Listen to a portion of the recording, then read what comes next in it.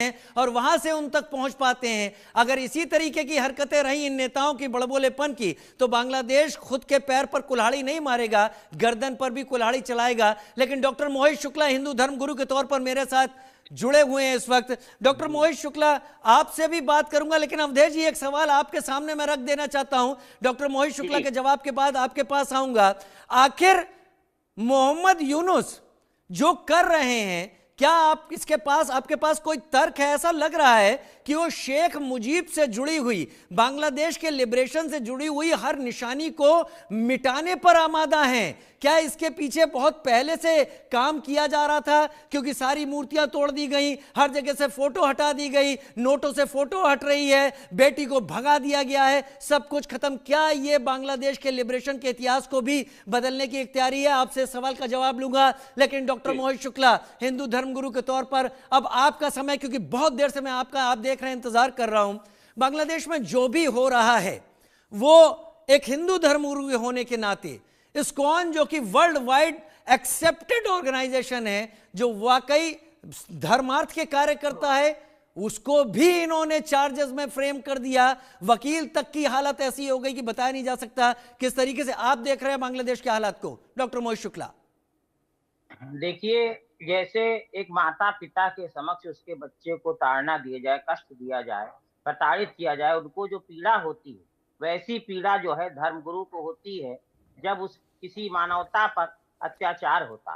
और आज देखिए, मानवता पे इससे बड़ा अत्याचार क्या हो सकता है? घोर अशांति बांग्लादेश में व्याप्त है। और मुझे जो है आश्चर्य हो रहा है कि ऐसा कौन से विश्व के संगठन है जिन्होंने उनको ये नोबेल शांति पुरस्कार मोहम्मद यूनुस को दे दिया। उसको तत्काल, अगर थोड़ी भी सर बची, वापस ले लेना चाहिए, क्योंकि इतना जो व्यक्ति घोर अशांति कर रहा है, मंदिर जला रहा है, पुजारियों को बंद कर रहा है, हिंदुओं को जिंदा जला रहा है, सरतन से जुदा करवा रहा है, और उसके देश में उसको नोबेल शांति पुरस्कार दे दिया। ये सिद्ध होता है कि विश्व में ये जो पुरस्कार दिए जाते हैं, ये निष्पक्ष नहीं होते, पक्षपाती होते हैं। जो वास्तविक लोग हैं जिन्होंने शांति के लिए कार्य कर रहे हैं, उनको कोई पुरस्कार नहीं दिया जा रहा, और ये घोर शांति वाले व्यक्ति दिया जा रहा है, तो वो संस्था पर भी प्रश्न चिन्ह लग रहा है कि जिसने दिया। दूसरी बात ये है कि ये जो इस तरीके से बांग्लादेश उलझ रहा है, तो इसके ऊपर मुझे एक व्यंग्य याद आ गया कि एक व्यक्ति जो है ट्रेन में जनरल डिब्बे में बैठा था और पूरे सब सीटों पर कब्जा करके फैल के अपने परिवार के साथ। एक सज्जन आए, उन्होंने कहा कि भाई साहब थोड़ा खिसक जाइए। कहने क्यों खिसके, क्या कर लोगे? कहने लगे अब मैं आपसे प्यार से कह रहा हूं, आप नहीं मानेंगे? नहीं मानेंगे, क्या कर लोगे? आपको खींच के झापड़ मारे, कर बहुत देखे मारने वाले, तो उसने झापड़ मार दिया। जब मार दिया तो खिसक गए। जब खिसक गए तो उसने उस व्यक्ति को थोड़ा सा पश्चाताप हुआ, कहा आप इतने पहले खिसक जाते तो आपको ना मारते, तो हमें थोड़ी पता था तुम मार दोगे।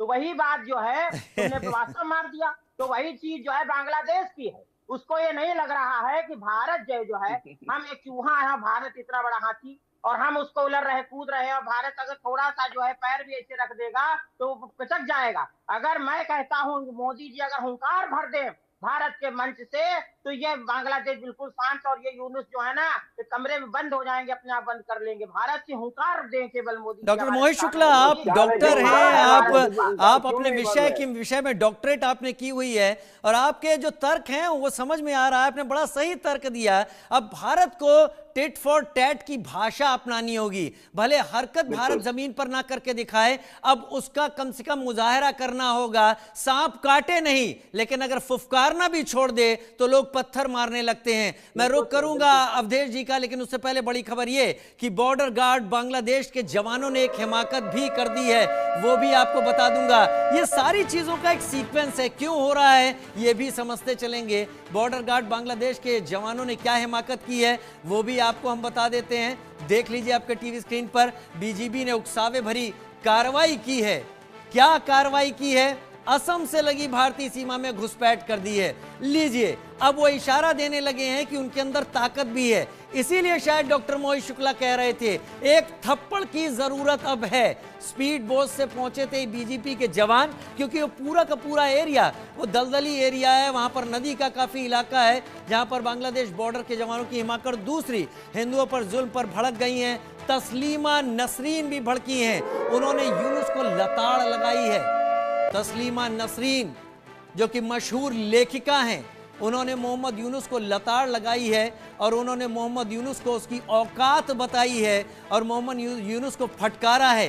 वो आंखें बंद करके धृतराष्ट्र बनना आसान है। कट्टरपंथियों के आगे बेबस हो गए मोहम्मद यूनुस, और इस तरीके से बेबस हुए हैं कि जब बात सेकुलरिज्म की आती है तो शायद इस शख्स के जबान में दही जम जाएगा। भूल गए भारत ने खाना कपड़े दिए, ऐसा तस्लीमा ने कहा है, लेकिन उसके बावजूद ये सारी कार्रवाई हो रही है।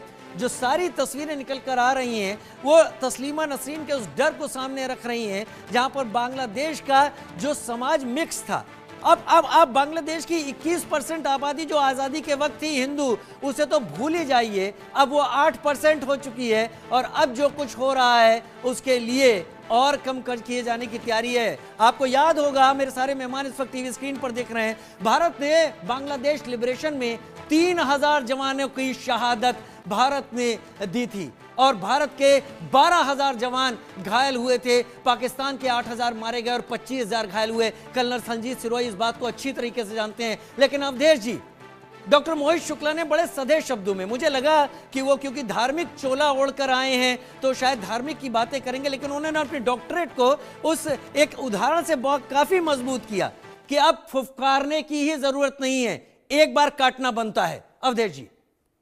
जी ठीक है राजीव जी, शुक्ला जी ने बहुत बात अच्छी कही और कहना भी चाहिए।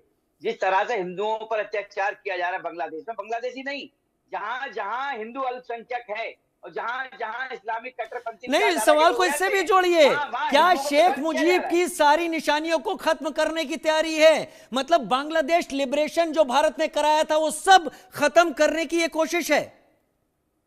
मैं वही बता रहा हूँ। देखिए, जहां जहां इस्लाम कट्टरपंथी के लोग होते हैं वहां हिंदुओं को प्रताड़ित किया जाता है। लेकिन अभी जो लोग कह रहे थे, यहाँ पर भारत सरकार की बात कर रहे थे, भारत सरकार पूरी तरह